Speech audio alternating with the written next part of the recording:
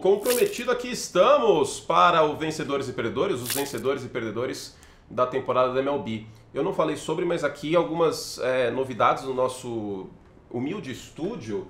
Tem um Jack Robinson aqui, que quebrou a barreira do racismo bizarro que teve na Major League Baseball e nos Estados Unidos no meio do século XX. Tem um Babe Ruth aqui, tá? O que mais temos? O boné dos Yankees na cor certa, na cor correta. Lembrando, se você encontrar... Aí, ó, tá vendo? É tão errado que bateu a porta. Se você encontrar pessoas com boné dos Yankees vermelho, pode aí cobrar a vacinação delas. E boné do Cabão também, uma bola oficial aqui. Temos algumas novidades no cenário para o beisebol também. Bom, vamos lá então, vencedores e perdedores de de abril, na temporada da MLB, 10 vencedores e 10 perdedores, para a gente rever esse último mês de temporada. Um último mês que tem uma surpresa bastante negativa, que é o Houston Astros, que eu falei sobre aí nesta semana, inclusive, né, num vídeo especial para os membros. Tem mais vídeo de beisebol para os membros, e vai ter ainda mais agora depois que o draft passou. Quando eu voltar de viagem, inclusive eu estou indo ver jogos de beisebol, quando eu voltar de férias / viagem, o conteúdo vai continuar aqui, mas quando eu voltar, eu volto a fazer mais vídeos para os membros, e no meio de maio tem o primeiro Power Ranking. Então, ó, feitos os avisos da paróquia, vamos lá, vamos começar com os perdedores dessa vez, eu começo sempre com os vencedores. Vamos começar com os perdedores para dar uma variada. O meu primeiro perdedor aqui é o Guerreirinho, é o Vladimir Guerreiro Jr., que tem aí menos de 700 de OPS, só 2 home runs deste mês, menção desonrosa para o Bo Bichette nesse ataque de Toronto também. Toronto fez uma boa série contra os Yankees nesse último mês, mas não é um time cujo ataque e cujos filhos de ex-jogadores estão performando como a gente espera. Fica ainda mais feio para o Vladimir Guerreiro Jr., porque no ano passado ele também não jogou bem, espera-se muito dele, e vale lembrar, é a capa do MLB The Show 24 e não está jogando bem. Aliás, essa capa do MLB The Show 24 ela tem um quê de maldição, não chega perto do que acontece com o Madden no histórico, né? Embora essa maldição do Madden já tenha ido pro cacete, mas Javi Baez foi capa, né, por exemplo, e enfim, agora o Vladimir Guerreiro Jr., o Tatis também, o Tatis foi pegando antidoping, enfim. O Houston Astros é um dos maiores perdedores, eu falo sobre eles mais no vídeo para os membros. A boa notícia é que o Javier tá aí para voltar, né, arremessador, e o Verlander também. O Houston Astros tem aí um dos piores ERAs, ou seja, a melhor métrica, a métrica mais importante para analisar arremessador da MLB nesta temporada. 5,10 é muita coisa, ou seja, num jogo aí considerando 9 entradas, os Astros estão tomando corridas merecidas na casa dos 5 por conta dos seus arremessadores. Vale sim lembrar que teve muita lesão nesse corpo de arremessadores dos Astros, e esse era o temor no início da temporada. Vale lembrar que o ataque dos Astros não é problema, o Yordan Alvarez chegou a ter uma seca, mas o Altuve está muito bem, por exemplo, para destacar esse início. Agora, a rotação está muito prejudicada. E os nomes jovens, que até deram conta do recado no ano passado, alguns jovens, como o Hunter Brown, não está jogando bem. O J.P. France, em alguns jogos, até foi bem no ano passado, também não está jogando bem. E o Josh Hader, que era uma expectativa muito grande como fechador, também não fez um bom mês de abril. Então os Astros, nesse momento, têm campanha de 10-19. Eu não descarto os Astros ainda, tem um quê de Buffalo Bills envolvido, porque é um time muito bem gerido e é um time que tem talento. Eu acho que eles vão se recuperar ainda. Agora, ganhar a divisão, esse início de temporada pode prejudicar isso. A sorte é que o Texas Rangers também deu suas vaciladas neste mês. O terceiro perdedor aqui é a organização Chicago White Sox. Pior campanha da Liga Americana, 6-21. O ataque é uma tragédia, o bullpen é uma tragédia, a rotação é uma tragédia. Os caras acabaram de ser varridos pelos Twins. É um time basicamente não competitivo.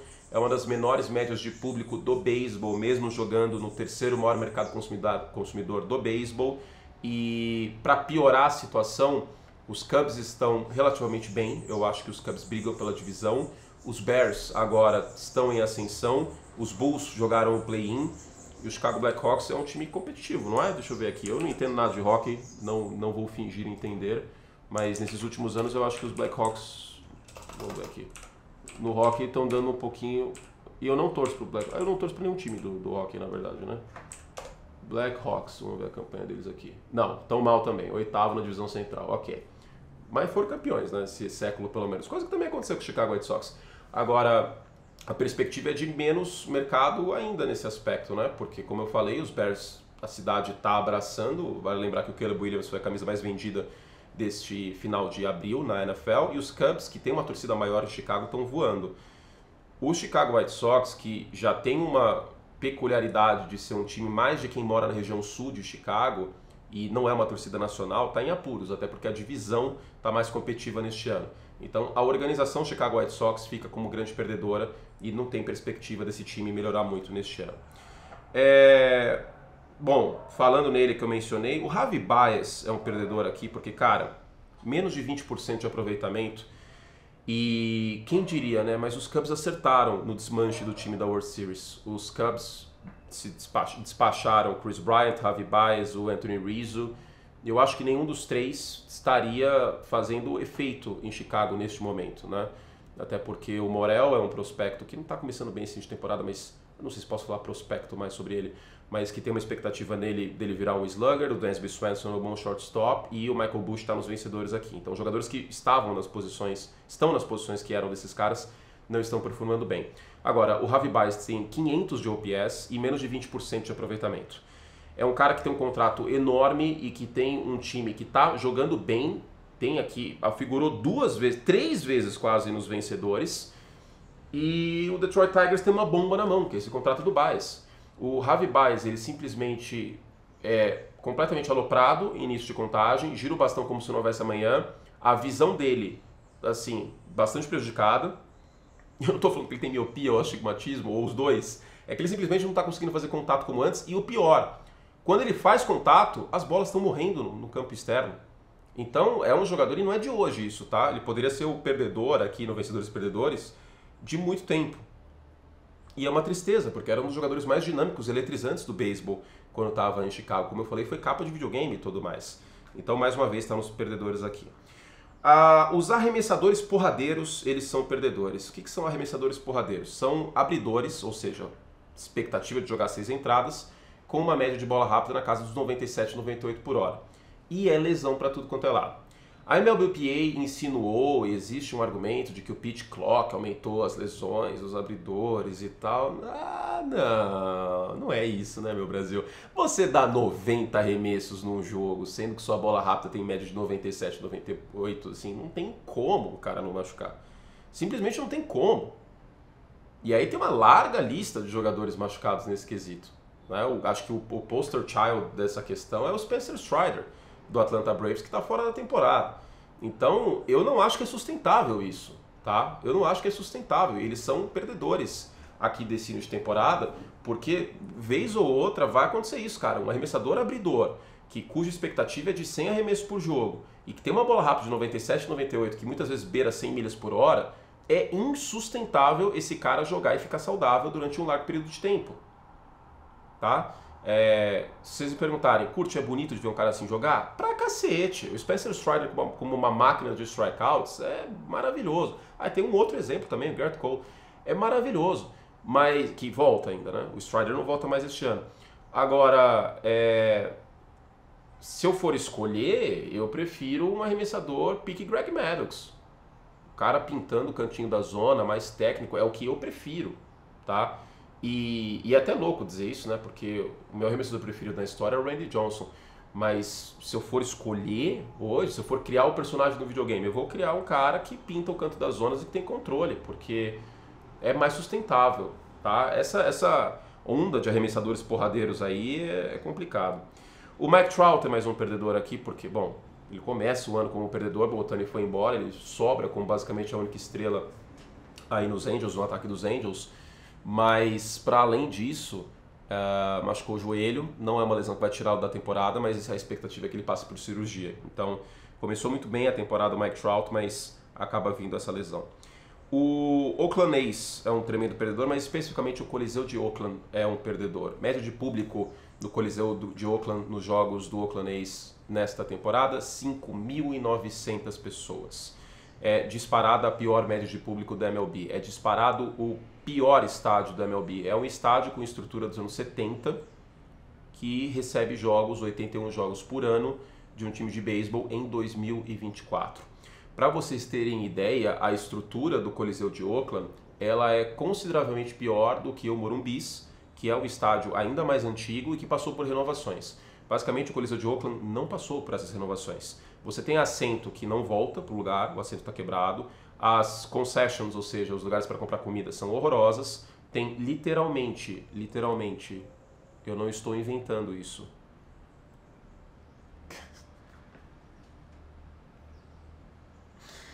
É muito bizarro isso, cara. Gambás vivendo no estádio. É sério. Teve uma vez, acho que foi ano passado, o, a transmissão do time visitante dos Mets não conseguiu fazer o jogo na cabine destinada ao time visitante porque tinha gambás na cabine. Então tem goteira, teve vazamento pra cacete, aí lota de água suja, é uma tragédia a Coliseu de Oakland. E é um estádio que não foi feito pro beisebol, foi feito para jogar beisebol e futebol americano, o território FAO é enorme, o estádio está vazio. Enfim, lamentável essa situação e ainda mais perdedor o estádio e a cidade de Oakland, porque lembrando, essa é a última temporada dos A's jogando em Oakland nesse estádio. E por fim, o último perdedor, o Jackson Holliday, com 5,9% de aproveitamento, um prospecto que foi escolha de primeira rodada, que tem muita expectativa aí pelo Baltimore Orioles, cujos jovens maravilhosos devem render. Teve a geração belga do futebol, tem a geração Oriole agora na MLB. Mas o Jackson Holliday foi demovido, voltou para a Minor League por conta do desempenho péssimo dele aí quando subiu. Era um candidato a calouro do ano na Liga Americana e agora a coisa complica. Vamos aos vencedores agora. Well, winners.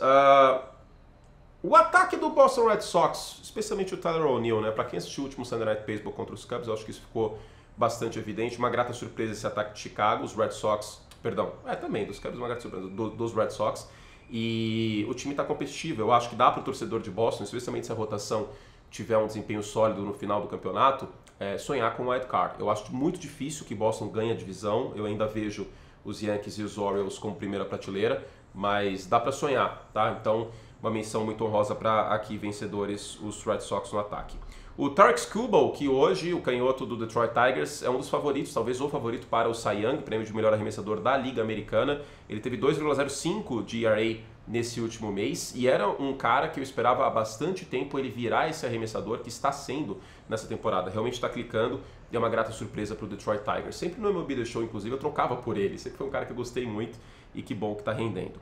Na Liga Nacional, o Zach Wheeler é o destaque aqui entre os abridores, menos de 2 de ERA, grandes jogos contra Cincinnati e St. Louis, e é um cara que em playoff brilha, inclusive. O Aaron Nola não é mais o mesmo arremessador que eu já vi, né, que é o par dele na rotação dos Phillies, então que bom ver o Zach Wheeler aí jogando bem nesse início de temporada, potencialmente pegando Dodgers e pegando Braves na pós-temporada. É muito importante que ele continue com esse desempenho.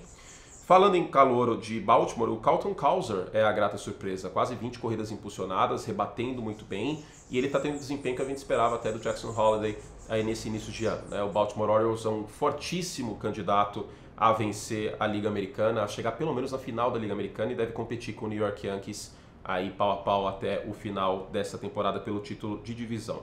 Falando de divisão, eu acho que a gente tem que falar um pouco sobre a divisão central da Liga Americana, porque por incrível que pareça, Cleveland, Detroit, Kansas City e Minnesota, todos esses times têm campanha positiva. Sim, muitos deles se enfrentaram entre eles, pegaram adversários mais fracos, Minnesota pegou aí séries contra Chicago e tudo mais, só que considerando que no papel seria a pior divisão do beisebol, né, os Guardians estão muito bem nesse início e eu acho que os Twins devem engrenar. Para mim o melhor elenco aqui é dos Twins, tem prospectos interessantes, sobretudo na rotação de Detroit e Kansas City.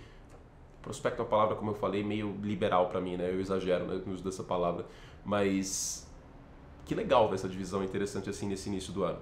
Agora falando de rotação e bullpen, a rotação dos Mariners é uma grande vencedora e 14 jogos com 2 corridas merecidas ou menos sendo cedida. O Gilbert muito bem, o Luiz Castillo arremessou um tremendo jogo contra a Atlanta ontem e o Bryce Miller, né, que faz parte da família dos arremessadores porradeiro, tomara que ele continue saudável, são os destaques dessa rotação de Seattle. O bullpen também, mas sobretudo por conta da rotação, o time de Seattle lidera a divisão oeste da Liga Americana. O ataque é Julio Rodrigues, Cal Raleigh e mais 7, basicamente, né? O ataque de Seattle, menos aí de 3,5 corrida anotada por jogo, é muito pouco, não sustenta. A rotação vai ter que continuar jogando nesse nível, coisa que é meio que insustentável no longo prazo. Eu gosto da rotação de Seattle, acho que no papel é uma das melhores da MLB, mas é meio insustentável imaginar isso. De qualquer forma, grata surpresa. E aí muitos podem olhar, putz, mas o Oakland A's está nos perdedores por causa do estádio, mas eles não ganharam uns joguinhos aí que ninguém estava esperando, né? Baltimore, Yankees e tal. Vamos dar um pouco de alegria pro Oakland A's aí, hein? Pelo amor de Deus. E sim, o bullpen do Oakland A's é o melhor do beisebol neste último mês. Eu acho que até por conta disso que esse time aí tá tendo um bom desempenho na medida do possível neste último mês de temporada. fui até atrás do número aqui, 2,12 de ERA. E é um bullpen que está cedendo muito pouco walk, está deixando poucos jogadores chegar em base, né? Está conseguindo fechar jogos. Grata surpresa o bullpen de Oakland. Eu acho que é uma coisa boa que dá para falar sobre os A's aí. É isso nesse início. Os Twins com 9 vitórias seguidas, vale lembrar que pegaram Los Angeles Angels, que não vai a lugar nenhum, e o Chicago White Sox 2 vezes, 2 séries, né? E os White Sox foram varridos pelos Twins, mas foram 9 vitórias seguidas. E esse é um feito, por mais que os adversários sejam fracos, é um feito bastante difícil de conseguir na MLB. Para terminar, Michael Busch, tá? Primeira base dos Cubs, que não teve oportunidade nos Dodgers e que nos Cubs está jogando bem. Foram 5 jogos seguidos com home runs e foram 6 home runs neste mês de abril, que é uma tremenda marca. Ele ajudou bastante Chicago nesse início de temporada, o Chicago Cubs. E falando no Cubão, o glorioso Shota Imanaga! Cara, que jogador fantástico. Que jogador que joga com vontade, com tesão, com foco. 27 entradas e só 3 corridas merecidas. Dessas 3, 2 foram home runs. O Shota está pegando fogo, Tom. O Shota. Faz TD com o quê? Deixa eu pensar. Quanto tempo faz que eu... Desde o Arrieta, acho que eu não vejo um arremessador assim em Chicago. Como é gostoso ver o Imanaga. Você já quer falar outra coisa, né? Que beleza, muito bom. É isso, gente. Fizemos todo o track que podíamos. Para terminar o vídeo, se você chegou até aqui, eu peço, por favor, para que você deixe o seu like, porque é muito importante para que mais pessoas assistam o vídeo, para o YouTube entregar esse conteúdo de beisebol para mais pessoas. Comenta também, porque isso ajuda. Vocês sabem que o alcance fica mais complicado em relação ao beisebol, mas a gente está aqui seguindo, fazendo aí a nossa, seguindo, né, cumprindo a nossa promessa. Eu falei que Vencedores e Perdedores sempre vai ter todo mês aí da temporada MLB e também o Power Ranking, tá? Pelo menos isso vamos ter, além dos vídeos para os membros. Se você quer mais conteúdo de beisebol, assina o Like Plus, veio junto conosco. Um beijo carinhoso, fizemos o que podíamos, espero que vocês tenham gostado de mais um vídeo e até a próxima. Tchau!